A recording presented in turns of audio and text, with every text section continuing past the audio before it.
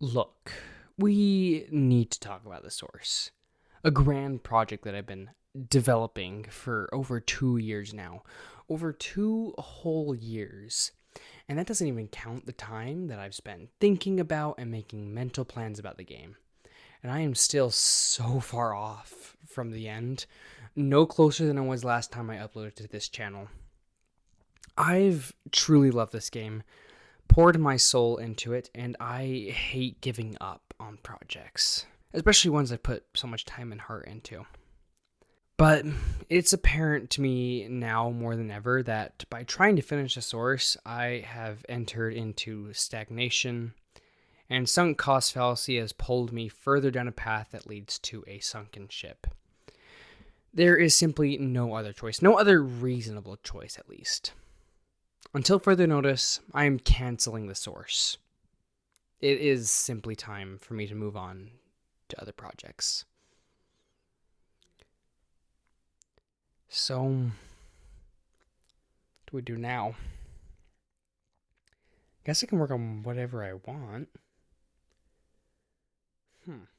I started prototyping a game idea I've had for a while now. A puzzle platformer inspired by games such as Mind Over Magnet, Creeks, Monument Valley 2, and Machinarium.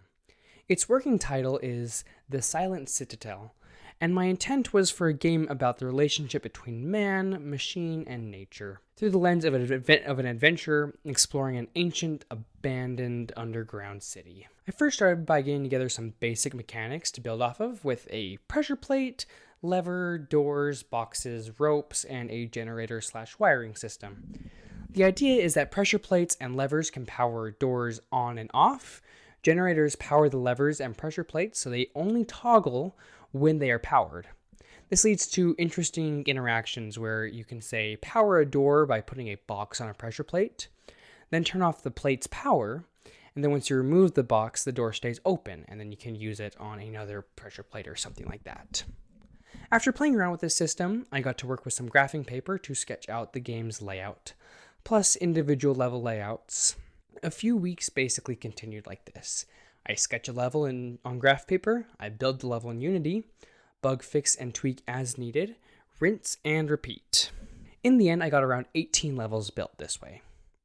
In there, I also introduced some new mechanics. The first was a light and plant system, where plants can grow and shrivel based on if a light is pointed at them. The other is a little robot that, when you drop it, moves in a straight line until it reaches a lever or a pressure plate, activates it, and then stops. Unfortunately, even with all of this, my level design started to feel somewhat limited. I don't think there is currently enough variation in mechanics here to build out all of the levels that I want to. And so we are at another breakpoint. Ultimately, at this point, I was kind of done messing around with this game for now, so it's shelved. Maybe I'll revisit it with fresh eyes later. So here's my next project then. A deep, dark, maze-like cavern, far from the light of a distant sun. Your goal is singular. Move down deep into the trench. Navigate the winding, claustrophobic passages, filled to the brim with deadly creatures who would love nothing more than to make you their next meal. This may sound familiar to some of you who've been following my work for a while. For those who are unaware, this is the basic premise of a game I made in 2022 called In the Darkness. Originally a game jam project, In the Darkness was a top-down maze game where you are a circle thing, I guess, navigating a dark, ocean-esque maze filled with deadly creatures. I loved working on this game at the time, and I've always wanted to revisit it with a fresh perspective and new ideas. The primary problems I have with In the Darkness are its art, theming, and some technical issues. The game's art is simplistic, which was by design, but I feel that it could really use some more creepy designs that I think my hand-drawn art lends itself to much better. The theming issue comes down to a conflict throughout development. The game always naturally skewed towards a more ocean theme, with anglerfishes, giant squids, jellyfishes, a coral reef, and a submarine even. However, for whatever reason at the time, I was very against having it sent in the ocean, and I kept wrenching it away from that deep sea theme. I replaced piranhas with ghosts, except in the final boss for some reason. There are torches, a jack-o'-lantern boss, spiders, all of which indicate not under the water. And most people reacted to the ocean stuff way better than the other stuff.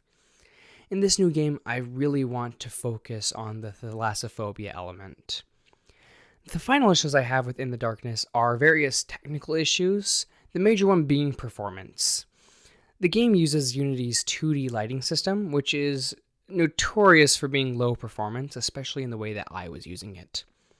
Along with that, the entire game was loaded in at once, which is so stupid. And so these two things together really brings down performance. For the next game, I really wanted to build it with performance more in mind, both from building a better loading system and also having a much more performant 2D lighting solution. Unfortunately, the 2D lighting still proved to be pretty difficult, especially with the size of certain lights I want to have. And so once again, I kind of find myself at a bit of an impasse. And frankly, I would have been perfectly willing to push through these issues. There are solutions, some I have been actively looking at.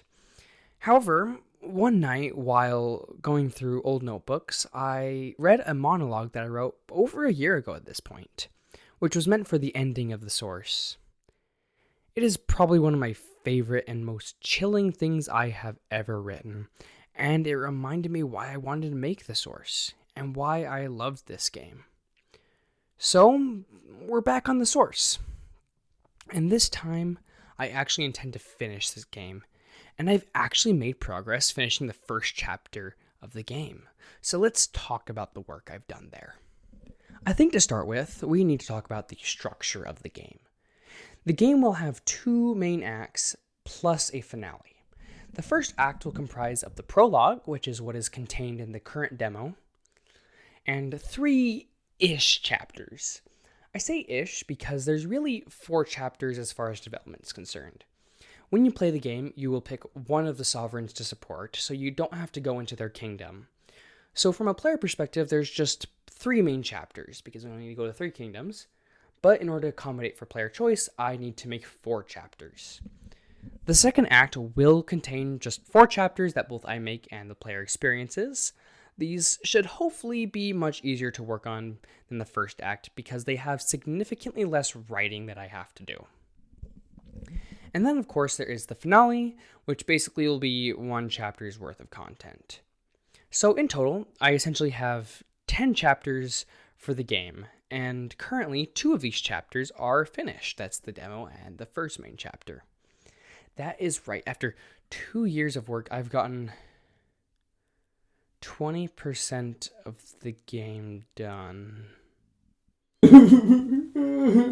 It's actually better than it sounds, because 10% of this progress is work I've done in the last couple of months. I don't fully expect to keep up that rate of progress 100% of the time, but I'm hoping that I can knock out more of this by the end of 2026. So, what has the game's work looked like on the development side of things? Well, I have found a pipeline for development that I feel works fairly well for me. Here is what it basically looks like. The first step is to create a puzzle dependency chart to get a decent outline for what I want the chapter and its puzzles to look like. With that in mind, I then work to cut fluff and refine the chapter. I then do the majority of the game's writing using the puzzle dependency chart as a guide for what needs to be written. Then I start adding these dialogues into the game. So I start by getting basic world travel implemented and adding any new dialogue that I need to as I go.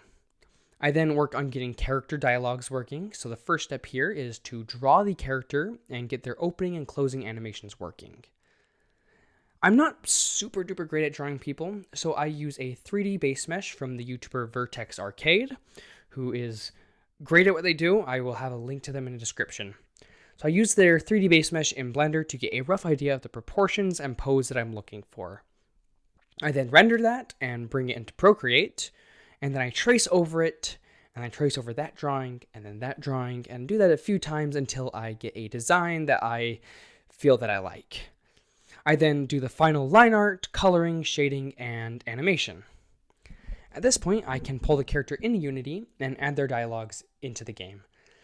From there, I will write any new dialogues that I find that I need. This is usually the case when I need to add variations of existing dialogue to account for player choice and whether or not you've met certain people or been to certain places. We then rinse and repeat all of that until I have the character dialogues and interactions all working. Once this is done, or at least mostly done, I will hand off the scripts for the whole chapter to my mom for proofreading. Thank you, by the way, Mom, if you're watching. I then adjust anything I need to and get to work adding tags for the additional text coloring and stuff like that. Once all of this is finalized and in the game, I then refine anything I feel I need to, fix any bugs, and add sound to the chapter. I'll then do some playtesting just to make sure everything is working right and feels good. As of this recording, work has already started on the next chapter, and it has been going so well. So hopefully in the next couple months, I'll have more information for you guys. If you want to get somewhat quicker updates, feel free to check out my website, drpuzzler.com, which is where I post blog updates occasionally. Also, feel free to join my Discord if you want to get updates or just hang out. Link is in the description as always. Thank you so much for your patience while I work on this. I'm really excited and hopeful for the future. And if you want to support my channel and my work, please feel free to go to Steam and wishlist the source. You can also check out some of my other games that I have on there, including my latest game that I've released, Rusts of Corruption, which is now completely free to play. So there is no reason for you not to try it out. But I have a couple other games that I have on there that are older, varying qualities, but you know, they're there. That's all I really have for you guys this time. Thank you so much for watching, and I will see you soon, hopefully. Bye.